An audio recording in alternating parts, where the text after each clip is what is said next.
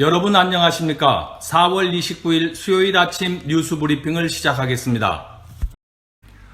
오늘의 주요 소식입니다. 요 며칠 새 확진자 증가세가 눈에 띄게 둔화되면서 이제 확실히 정점을 찍은 것 같습니다. 네 번째 경기 부양안이 지난주 목요일에 하원을 통과한 바 있는데 의회가 또다시 5차 법안을 준비하고 있다고 합니다. 노스캐롤라이나에서 스테이 앳홈 오더에 반대하는 그룹의 리더가 코로나 바이러스에 감염되었다는 소식입니다. CVS와 월그린이 무료로 제공하고 있는 신종 코로나 바이러스 자가 검사를 확대한다고 합니다. 지난 3월부터 대형 육류 가공 공장에서 가동을 중단하는 사례가 빈발하고 있습니다. 뉴스 브리핑 오피니언에서는 요즘 일고 있는 아시아계 영화의 돌풍에 대해 알아봅니다. 첫 소식입니다. 지난 일요일을 시작으로 그제에 이어 어제도 확진자 증가세가 눈에 띄게 둔화되고 있습니다. 봉쇄 조치가 내려진 지 이제 6주가 지났습니다. 확진자가 무려 100만 명을 넘기고서야 이제 정점을 지나고 있는 것 같습니다. 확진자 증가 그래프를 보면 이를 확실히 알 수 있습니다. 다음 소식입니다.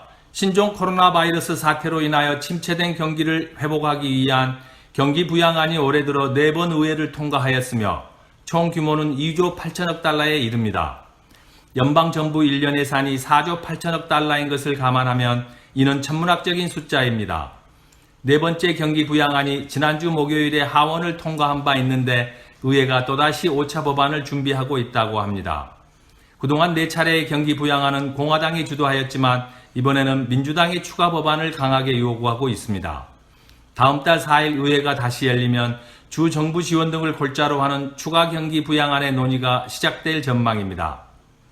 현재 쟁점이 되는 사안은 주 정부를 비롯한 지방정부 지원입니다. 민주당은 지방정부 지원을 최우선 과제로 여기고 있지만 공화당에서는 소극적인 입장이라서 의회가 열리면 치열한 공방전이 예상됩니다. 또한 페이첵 프로텍션 프로그램에 대한 추가 지원도 논란이 예상됩니다. 경기 부양 법안의 허점을 교묘히 이용하여 대기업들이 우선 혜택을 받아 실제 스몰 비즈니스는 지원에서 소외되는 문제점을 해결하지 않는다면 이 프로그램의 재원이 또다시 고갈될 수 있기 때문입니다. 무작정 추가 지원만 계속할 것이 아니라 신청 자격을 제한하여 경기 부양 방안의 원래 목적에 부합하도록 제도를 운영하는 것이 절실히 요구되고 있습니다. 다음 소식입니다. 노스캐롤라이나에서 스테이 앳홈 오더에 반대하는 그룹의 리더가 코로나 바이러스에 감염되었다는 소식입니다. 노스캐롤라이나의 경제활동 재개를 주장하는 한 페이스북 그룹은 온라인 멤버가 7만 명에 달하며 매주 항의 시위를 벌이고 있습니다.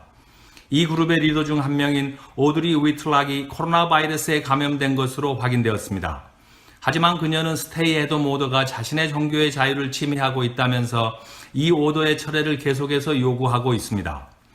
주정부가 자신의 바이러스 감염을 이유로 어떠한 공적 또는 사적인 모임에 참석도 허락하지 않는 것은 연방헌법에서 보장하는 종교의 자유에 대한 심각한 침해라고 주장하고 있습니다.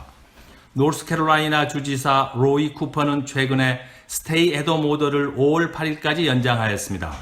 위틀락은 이번 11월 쿠퍼를 지사직에서 몰아내야 한다고 주장하고 있습니다. 또한 그녀는 지역 언론과의 인터뷰에서 자신이 바이러스 검사에서 양성 판정을 받은 것은 시인하면서도 지난주 시위에 참여할 당시 이미 양성 판정을 받은 상태인지에 대한 질문에 대해서는 노 코멘트라는 답변만 하였다고 합니다. 노스캐롤라이나뿐만 아니라 미국 전역에서 봉쇄 조치 전면 해지를 요구하는 시위가 잇따르고 있어서 이에 대한 논란이 일고 있습니다. 개인의 자유를 우선하여야 하는가 아니면 공중보건의 안전을 위한 조치가 먼저인가 둘 중 어느 쪽에 무게를 두는가에 따라 스테이 앳홈 오더에 대한 생각이 갈리고 있습니다. 4월 15일 뉴스 브리핑 오피니언에서 신종 코로나 바이러스와 민주주의라는 주제로 이에 대해 살펴본 바 있습니다. 내용이 궁금하신 분은 뉴스 브리핑 USA를 검색하여 확인하여 보시기 바랍니다. 다음 소식입니다. CVS와 월그린이 무료로 제공하고 있는 신종 코로나 바이러스 자가검사를 확대한다고 합니다. CVS는 지난 3월부터 5개 주 몇몇 점포에서 CDC 기준에 부합하는 무료 바이러스 자가검사를 제공하고 있는데 이 검사를 5월부터 대규모로 늘릴 예정이라고 CVS 관계자가 4월 27일 발표했습니다. 이에 따르면 CVS 전국 점포의 10%에 해당하는 1000여 개의 점포에서 무료 바이러스 자가검사를 제공하게 됩니다. 검사 희망자는 온라인으로 예약하여 CVS 주차장이나 드라이브스루에서 검사를 받게 되며 점포 내에서는 안전을 이유로 검사를 하지 않는다고 합니다. CVS는 매월 150만 명의 검사를 목표로 하고 있습니다. CVS의 경쟁회사인 월그린도 무료 바이러스 자가검사를 49개 주에서 조만간 제공한다고 발표했습니다.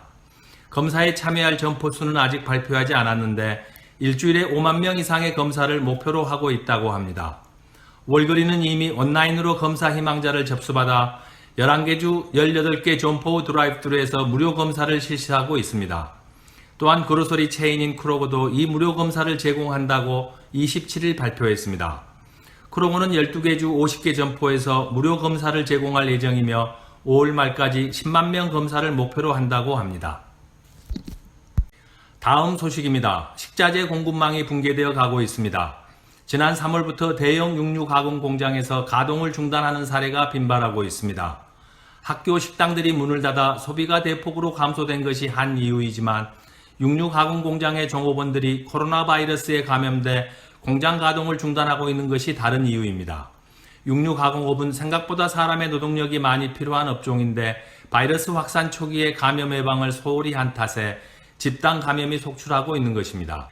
돼지고기 생산의 15%를 담당하는 타이슨 푸드의 아이오와 공장과 스미스필드 푸드의 사우스 다코타 공장, 그리고 JBS USA의 위스콘신 공장이 현재 가동을 중단하고 있습니다. 이에 따라 소, 돼지, 닭을 사육하는 농가는 연쇄적으로 사육 규모를 줄이고 있어 이는 다시 공급 감소로 이어지는 악순환이 되풀이될 전망입니다. 한편 백악관 관계자가 어제 트럼프 대통령은 이에 대하여 강력한 조치를 취할 예정이라고 밝혔습니다. 트럼프 대통령은 앞으로 어떠한 경우에도 육가공 공장의 지속적인 가동을 명령할 예정이라고 합니다.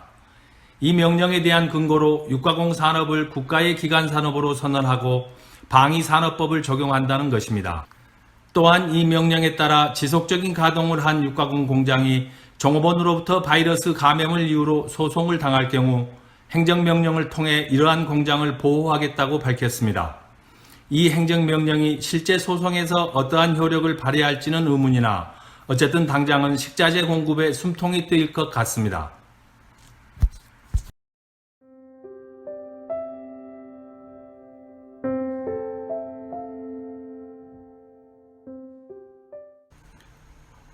올해 초 영화 기생충이 아카데미상에서 사관왕을 거머쥐며 아시아계 영화의 돌풍이 시작되었습니다.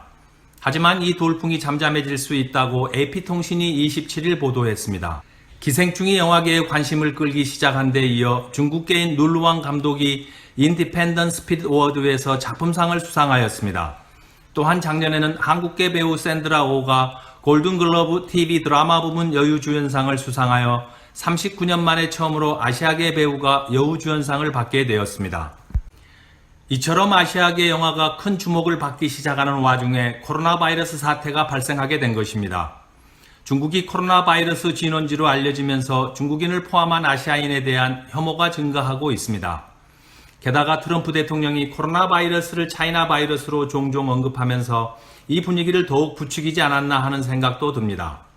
이에 따라 헐리우드에서 활동하는 아시아계 영화인들 사이에서 최근 인종차별을 느끼거나 이를 경험했다는 고발이 잇따르고 있습니다.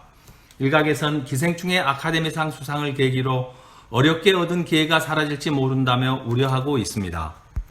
미국의 아시아계 이민이 본격적으로 시작된 것은 1965년 이후입니다.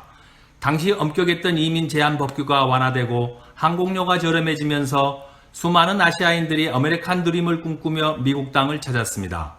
일부 미국 시민들 중에는 자신들이 이민자의 후손이라는 점을 망각한 채 아시아계 이민자를 미국 사회에 해를 끼치는 존재로 인식하는 사람들이 있습니다. 하지만 지금까지 아시아계 이민자들은 우수한 두뇌, 높은 교육열, 타고난 근면성을 무기로 미국 내에 단단한 뿌리를 내리고 있으며 미국 사회의 발전에도 지대한 공헌을 하여왔다는 점을 어느 누구도 부인할 수 없습니다. 실리콘밸리를 비롯한 IT 업계가 이들 아시아계 이민자가 없으면 당장이라도 가동을 중단해야 할 형편에 있습니다. 이뿐만이 아닙니다. 지역사회 근간을 이루는 스몰 비즈니스를 효율적으로 운영하여 낮은 가격과 높은 퀄리티의 서비스를 제공하는 것도 아시아계 이민자들의 역할입니다. 달라스를 한 예로 들어보겠습니다. 달라스에 거주하는 어느 젊은 맞벌이 부부는 출근 전 아침 6시에 도넛 가게에 들려 새벽 2시부터 한인 오너가 준비한 신선한 도넛을 아침 식사로 대신합니다. 이어 한인이 운영하는 세탁소에 빨랫감을 맡깁니다. 오후에 퇴근하면 베트남인이 운영하는 네일샵에 들려 손톱 손질을 한 후 세탁소에서 아침에 맡긴 세탁물을 찾아갑니다. 그리고 마지막으로 중국 식당에서 저녁 식사를 즐깁니다. 이처럼 이제 아시아계 이민자들의 역할이 지역 사회 저변에 녹아들어가고 있습니다. 어느 사회에 위기가 닥치면 그 책임을 마이너리티에게 돌리며 현실에서 도피하려는 경향이 있습니다. 실제로 우리는 현대사에서 저질러진 추악한 만행을 여러 번 목도한 바 있습니다. 1923년 일본 관동지방에서 대지진이 발생할 당시 조선인들이 우물에 독을 풀었다는 악의적 유언비어가 퍼지면서 6,000명 이상의 조선인이 학살된 적이 있습니다. 또한 잘 알다시피 히틀러의 유태인 학살도 있습니다. 지금의 상황을 그때와 비교할 수는 없지만 아시아계 이민자들이 차별받는 것은 사실입니다. 우리는 미국 사회의 당당한 구성원으로서 이제 우리의 정당한 목소리를 더 높이 내야 될 때가 오지 않았나 생각해 봅니다. 외출할 때는 반드시 마스크를 착용하고 사회적 거리두기를 실천하여야 합니다. 힘들지만 함께 이겨냅시다. 지금까지 4월 29일 수요일 아침 뉴스 브리핑이었습니다. 감사합니다.